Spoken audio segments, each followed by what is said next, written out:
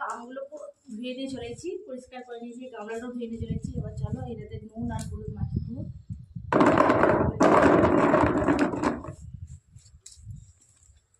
আর এই গোটাও নুন নিয়েছি। তাহলে এর মধ্যে চলো এবার নুন দিয়ে দেবো। এটা কিন্তু আমি 10 মিনিট রেখে দেবো নুন মাখিয়ে।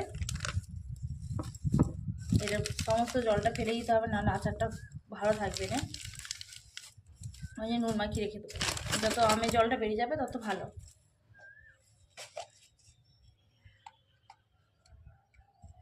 সামান্য হলুদ,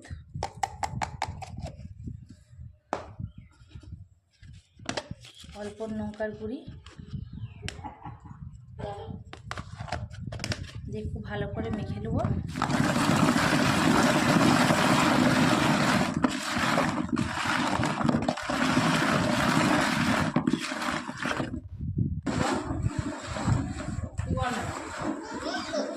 ভালো করে মেখে নিচ্ছি।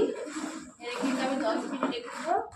তারপর রোদে সুন্দর করে একটু 1 ঘন্টা 2 ঘন্টা রোদে রেখে তারপর বিকেলবেলা আমি আচারটা বানাবো। একটা রোদ খাওয়ালে হবে।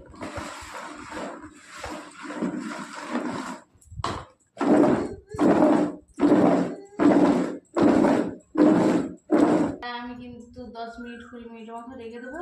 রেখে জলটা বেরিয়ে গেলে আমি রোদে দিয়ে দেবো। Bye bye. আবার যখন আমি রান্নাটা করবো তখন আবার তোমাদের